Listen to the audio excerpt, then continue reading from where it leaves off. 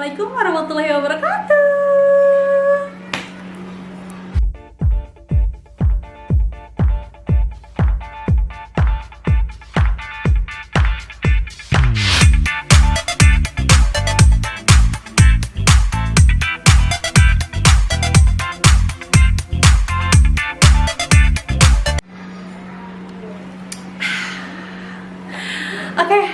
Mungkin untuk vlog ini, vlog pertama kali aku bicara, aku di sini cuman mau bercerita aja sih. Kenapa pertama kali aku bikin video dan aku pertama kali kenapa aku bisa bikin vlog.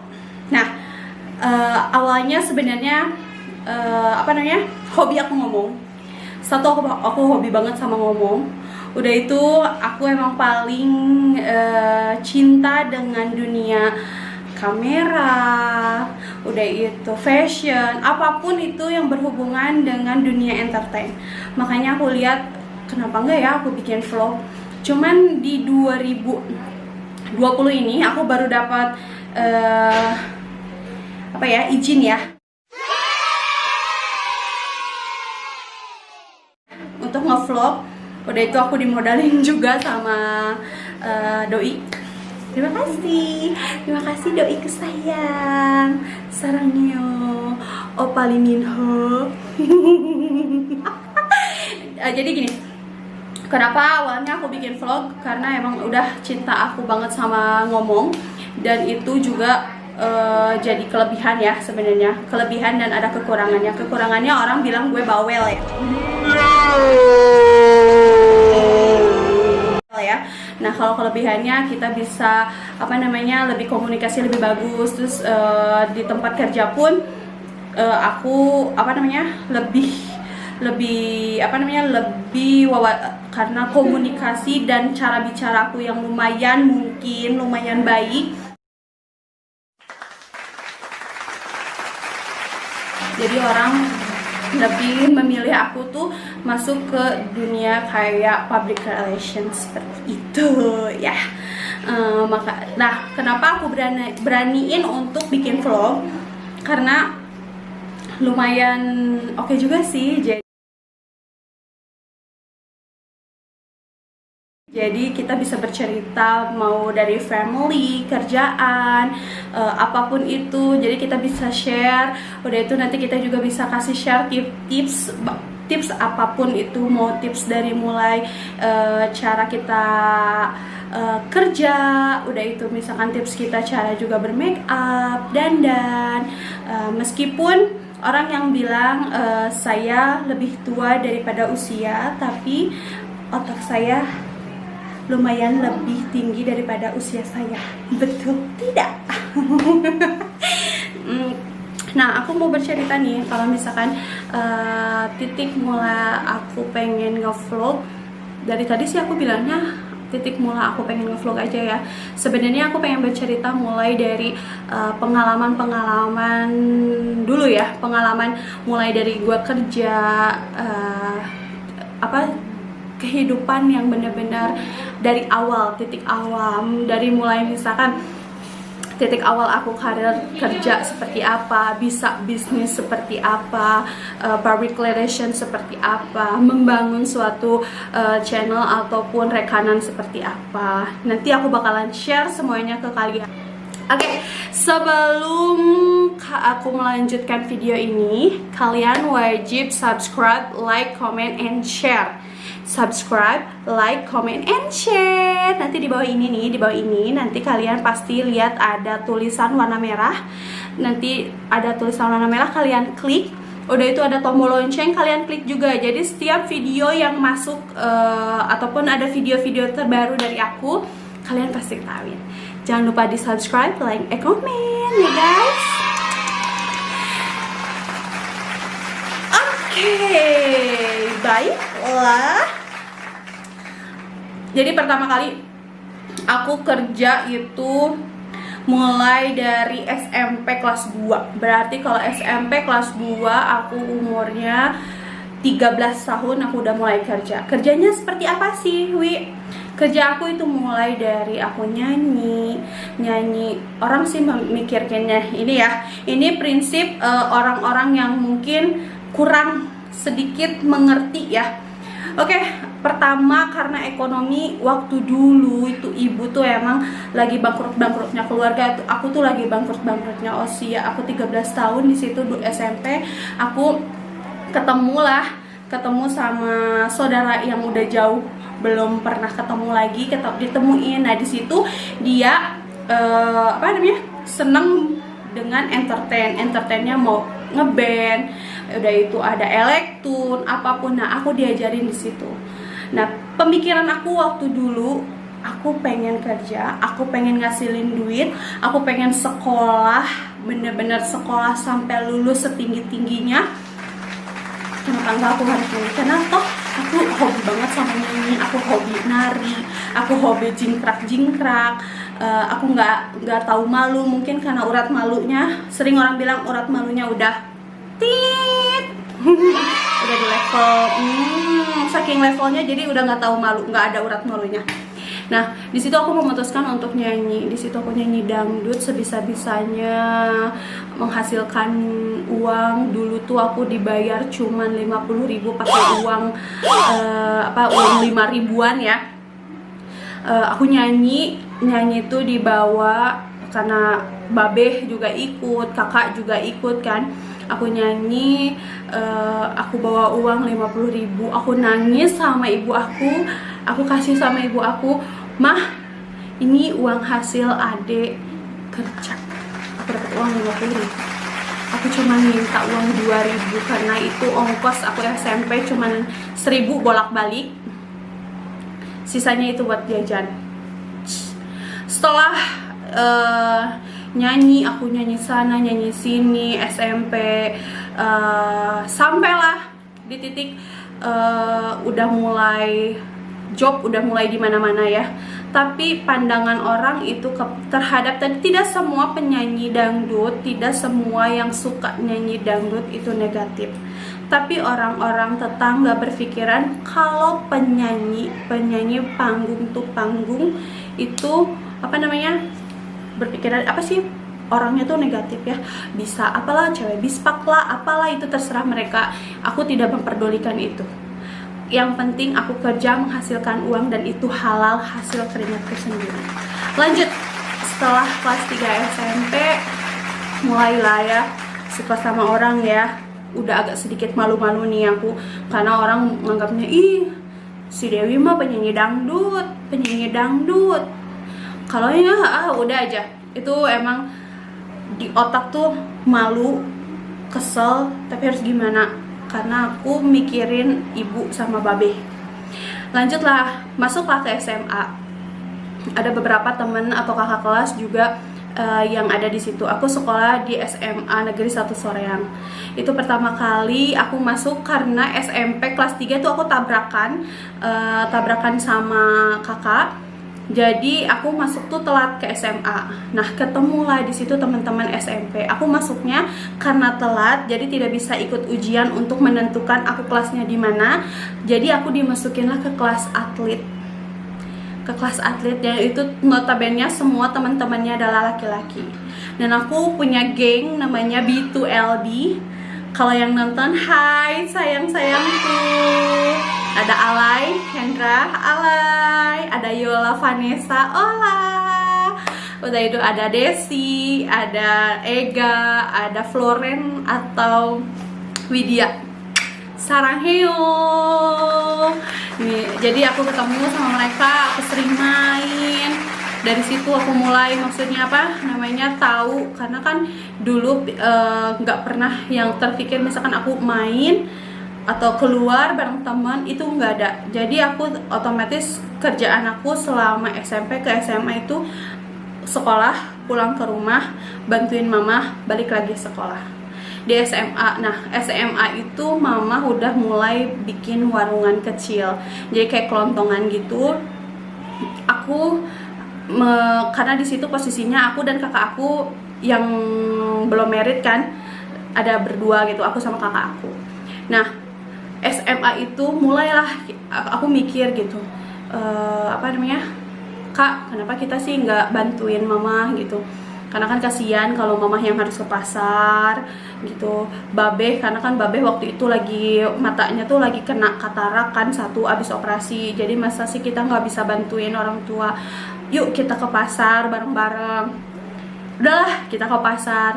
Pernah kuli panggul, ya sebenarnya kuli panggulnya barang-barang punya mamah juga sih, jadi belanjaan mama aku kulit panggul. Sampailah ketemu sama Pak Sani, I love you juga Pak Sani. Karena jadi gini, ini yang disebutin tuh orang-orang yang benar-benar berjasa di hidup aku. Jadi aku mengenal segala sesuatu ya. Apalagi buat Abah, I love you, I love you. Karena Abah juga mengajarkan, udah mengarahkan cara apa namanya, gimana cara bekerja, terus cara apa, pede ya. Jadi aku dulu tuh udah nggak punya malu, tapi kurang pede. Tapi karena aku diajarin gimana nih ini nyanyi panggung ke panggung, jadi aku tuh lebih pede loh gitu. Pede banget lah intinya, jadi pede banget. Nah, udah itu aku ketemu sama Pak Sani di pasar, dan dia cuman ngomong, aduh ini di SMA cantik banget, segala dipakai, udah gelis pisan. Tapi kalau pagi-pagi subuh gini angkut panggul di pasar, itu menjadi apa ya, titik aku berpikir, oh berarti apa ya, aku tuh harus lebih maju dari siapapun. Itu jadi apa ya, impian. Jadi apa, jadi punya impian yang lebih besar daripada yang sebelumnya. Yang sebelumnya aku pengen jadi artis, sempet aku ikut audisi. Yang pikiran aku seperti itu. Di saat seperti pas ada bilang Pak Sani, I love you, dia bilang, cewek cantik diemnya di pasar.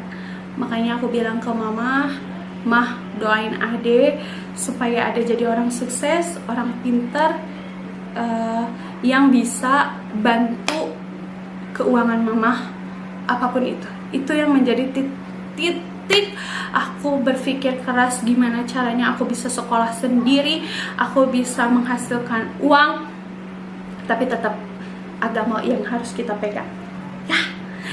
Nah, udah lanjut di SMA kelas 1, udahlah kita punya pacar kan ya. Udah mulai nih, udah punya pacar.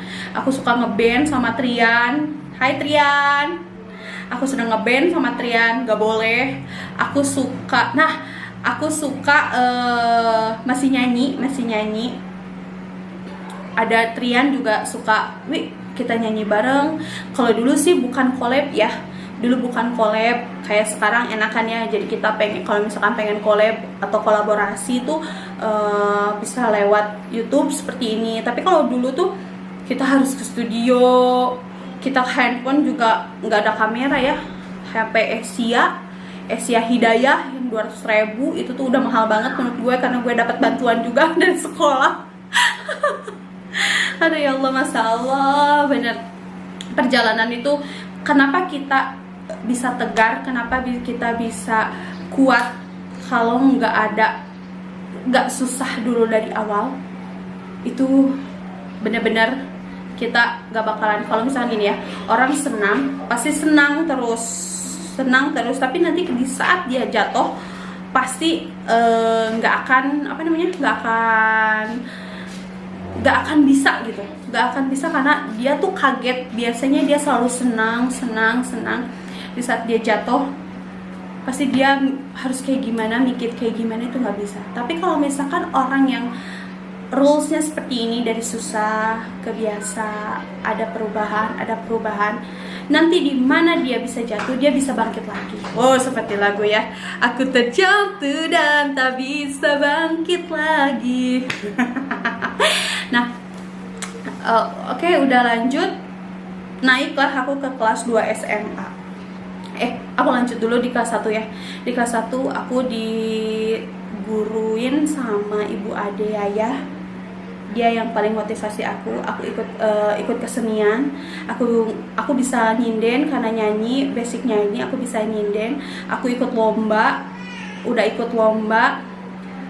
Naik kelas 2 aku diikutin lomba Mojang Jajaka, dimasukin sama Ibu Ade sama Ibu Ani.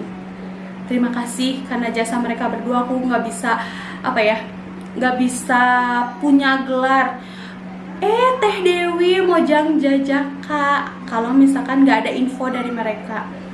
Wi, kamu kan udah pede, gelis, buah henol, kamu ikutan Mojang Jajaka aja. Sekarang kamu ke kalau dulu sih bukan Disbudpar ya, dulu tuh Dinas Pemuda Olahraga, Disparbud Pemuda Olahraga dan Kebudayaan. Di situ aku daftar dengan kepolosan aku yang nggak tahu apa-apa. Aku daftar, aku ikut karantina, ketemu sama teman-teman baru, pengalaman baru yang sangat luar biasa. Itu karena mengubah ya nggak sedikit sih, tapi benar-benar itu mengubah banget. Dari mulai keuangan, karena kan udah ikut Mojang Jajaka, aku dapet alhamdulillah juara. Meskipun waktu itu aku ikutnya Mojang Jajaka remaja, aku udah juara dapat hadiah, udah itu dapat handphone baru kan, dapat gelar. Jadi kemana-mana pun di situ aku mau ikut lomba, menang. Dan terima kasih buat 2 orang yang berjasa yang mengajarkan aku di dunia entertain lagi, karena banyak banget orang yang berjasa kepada hidup aku. Itu ada Aaban sama Kakak Dani. I love you so much, karena mereka yang bener-bener ngajarin nih, kalau misalkan di dunia entertain tuh harus ini, kamu harus kayak gini. Nggak apa-apa kamu capek, tapi nanti lihat hasilnya untuk kedepannya. Dan almarhum Kang Dodi yang mengenalkan mengenalkan aku ke MUA terkenal, almarhum. Mungkin nanti kita baca doa Al-Fatihah bersama-sama ya. Berdoa dimulai.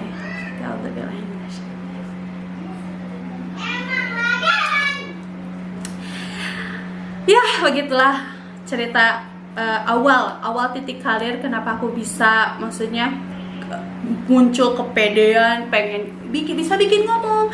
Kamu Dewi pintar ngomong, kamu kenapa nggak jadi MC? Kenapa kamu nggak jadi model?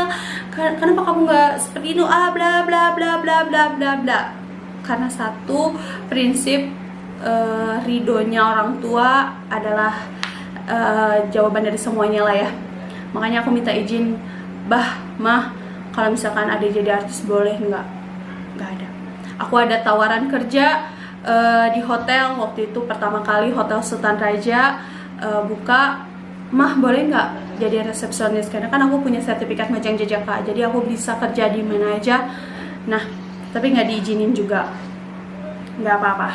Oke, aku mau lanjut kuliah. Ternyata mungkin Allah berkehendak lain ya. Dari mulai aku yang bener-bener fokus, aku pengen kuliah, aku pengen lulus setinggi-tingginya aku sekolah, ternyata aku harus kerja. Dan entah kenapa, padahal biaya udah ada beberapa yang masuk, udah ada panggilan, udah ada ospek juga, tapi aku ada panggilan kerja. Aku milih kerja di Pizza Hut. Aku punya temen baru juga di sana, pengalaman baru juga, bener-bener yang rulesnya itu Allah lancarin, segala sesuatunya Allah lancarin. Karena satu, doa orang tua, doa kita kepada yang di atas, itu yang menentukan segala perjalanan hidup yang begitu indah menurut saya. Karena satu yang utama, kita harus tetap bersyukur dalam setiap keadaan. Mau keadaan apapun, kita harus tetap selalu bersyukur, karena bersyukur itu suatu kenikmatan. Jadi kita dapat uang 1000 pun kita bersyukur, orang dapat 100, kita dapat 1000, kita bersyukur, tapi itu jadi manfaat buat kita. Yes. Aduh, udah itu lanjutlah Aku kerja di Pizza Hut. Di Pizza Hut aku gimana caranya kerja yang benar-benar disiplin, on time, apapun itu yang menjadi kedisiplinan aku makin keluar, karena di situ aku posisinya masih umur 18 tahun kurang. Di usia 18 tahun aku kerja di Pizza Hut. Aku keluar karena ada panggilan kerja. Waktu itu ada panggilan kerja, Allah memberikan lancana lain kepada aku, karena di 18 tahun aku kerja di bank BUMN juga. Di situ aku kerja, aku punya teman baru, aku punya relasi baru, aku punya rekanan baru, dari mulai dinas,